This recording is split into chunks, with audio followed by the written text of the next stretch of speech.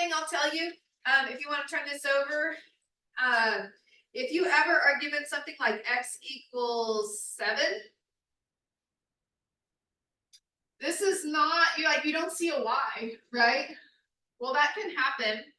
So x equals 7 just means that you're going to be crossing the x-axis at 7. So this is going to be a vertical line.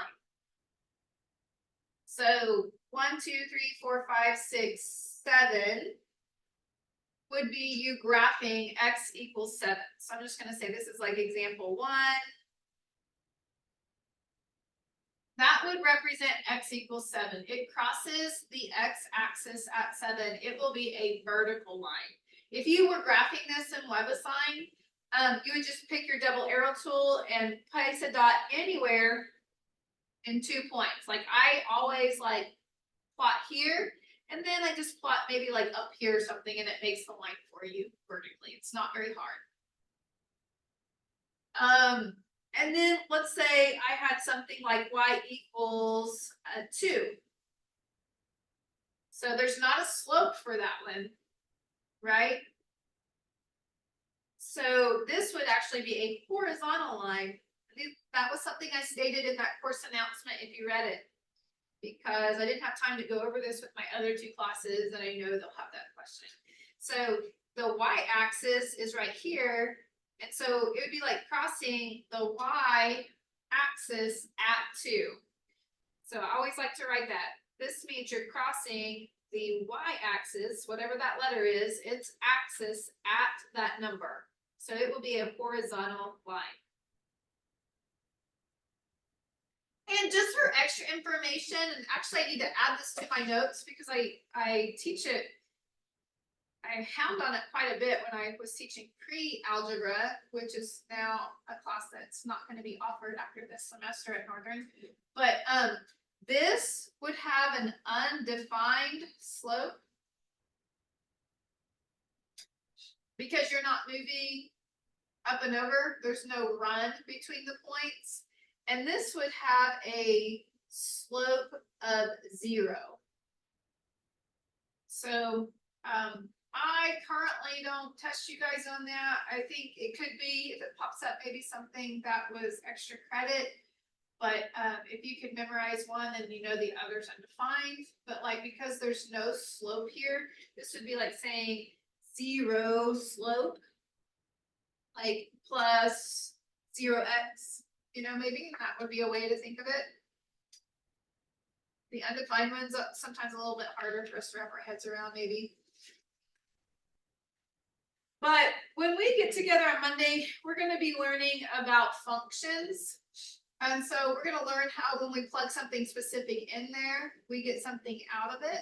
And that creates like a solution for it, which could be an ordered pair. But in this case, we're not really thinking of it quite like that because we're not graphing it, but kind of. So we'll talk about that a little bit more on Monday. Your topic 2.1 homework will be due on Monday. I do want to share my screen and show you something.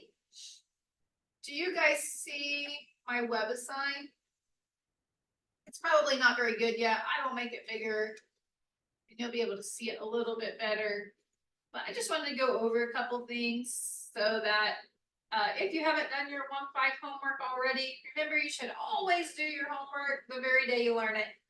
That way nothing comes up and causes you to have some issue where you have to have an extension because you have plenty of time from the first day you learn it till it's due to turn it in. Okay, so this class is this one, not that it really matters which one I go into, but you're going to see 1.5 shows that it's due tonight. And I just kind of want to show you a couple things. I'm not going to use the real solutions for the problem, just as an example. Let's say that the answer to this, ignore the equation, please. Let's just say the answer was x is less than 5. Which I think it's maybe 9, but I mean, it's not that it really matters, but x is less than 9. So because it's less than, we would use a right parentheses because we want to hug it and click here. okay, on the 9 so that it's opening to the left, because if it's less than, this symbol points the direction your line should be pointing. Then you just click this draw tool right here, and then if you just click on the line, it draws it for you. It's really not too difficult. If you ever mess up, you can clear it. And that just reset it, or you could erase. If you erase, you would just have to click the 2 things that you wanted to erase. Like if I erase that, just erasing that dot. Now, I told you WebAssign will grade it whether you're using the closed and open circles or the parentheses, but remember the parentheses is something I want you to try to learn because that helps you write your answers in interval notation, which you'll have to later. I did want to show you, like if you were doing a compound inequality, this one isn't a compound inequality, but let's say we had maybe something like x was greater than or equal to a -1. So be careful of the number line. I've already received questions, and I think if you just stop and think about the number line, you'll know why your graph is wrong. Okay, but let's say I said greater than -1. So here's 0, so -1 has to be right here. And I want to say greater than or equal to so that I can use maybe the hard bracket. And then maybe x was less than 4.5. So maybe it was a right parentheses. 4.5 would be like between 4 and 5 and 6, right? So 4.5 would be somewhere right here. So they're not always perfect whole numbers. So just think about on the number line, its value, right? Where would it really stand? And then you would just draw between them to connect the line by clicking there. It's not really too hard. There's a problem that's like 9 is, I think it's like x is, let's say less than, I can't remember, like a -9/8. I think I wrote .8. Didn't really mean to, but. And for whatever reason, you know, like again, I really challenge you to think, you know numbers. This is an actual number line. So -9/8, you will type it in like a fraction, but think, what is 9/8? That'd be like saying a -1 1/8 or -1 point something, right? So that's going to be somewhere between -1 and -2 on the number line. Here's 0. If that's a -1 in some, that's going to push over to here a little bit. If it's less than, I would use that. So probably since it's not quite -1.5, it's smaller, I would just try to hug the -1 sign. It doesn't have to be perfect, but you do need to be to the left of -1. And then you just click your draw tool and then you're good. Okay, it's really not hard. I get so many questions and I always think, man, I wish they would just stop and think about the number line a little bit. And I know you guys can do it. If you have already done that assignment and you're like, man, that was easy. It really wasn't hard to figure out those tools. Wrong. I clicked the wrong button. I'm going to show you just real quickly the graphing tool for 2.1. So 2.1 graphing tool, we'll just go down. Again, I'm not going to graph. Maybe this one I could definitely graph real easy, the actual equation. So right now it's highlighted with this little pointer. You need to double click and turn that blue and then go plot your point on -9, and then the slope is 1, so up 1 over 1. See how you see that blue line? The other thing I like to draw attention to, which I did in the announcement, is that if you click right there, sometimes we can slightly click off, even though it looks like we maybe clicked at 0, -9. It may be slightly off, so I always check it to make sure the points are right. Because if I go up 1 over 1, I know that that's 1, -8. So you can double check those points. And that's also really important because let's say you have a problem where maybe my y-intercept was 25/7. That's not an exact point, right? So you will have to kind of click close to where that would be, and then just click on the line and type it in.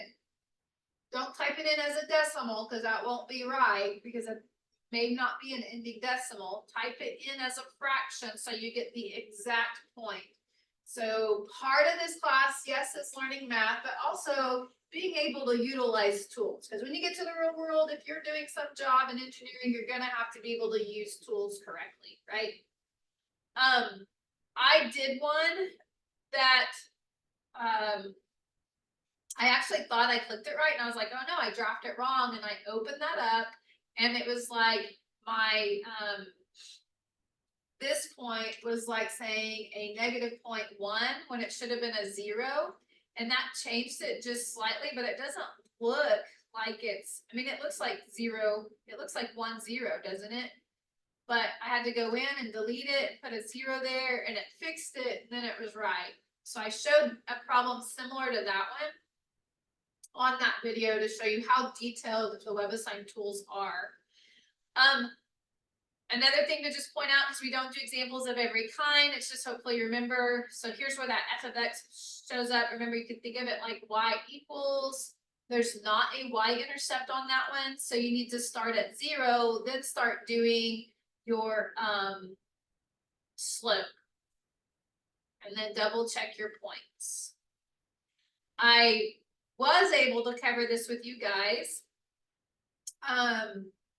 Well, before I go on, this would be like one of those x and y intercepts. So you can graph the line any way you want. I recommend go ahead and just get your x and y intercepts and use those 2 points when you plot. Okay, that way you're practicing it. But like down here, here was one of those y equals -2. I showed that on one of those videos. So I would just click anywhere on the y-axis. I almost went to x-axis. And then make a horizontal line because we're crossing the y-axis at -2. So there's a couple of those in there. There's a video out there where I did that. There's no audio. I just kind of show it so you can see what's going on to help you with the tools. Okay. So if you haven't done your 1-5, you need to do that now because that's due tonight. And then that 2-1 will be due on Monday. We'll be learning 2-2 on Monday. If you don't have any further questions, I'll sit here until the last person disconnects in case you do. Otherwise, have a fantastic weekend, and I'll see you on Monday.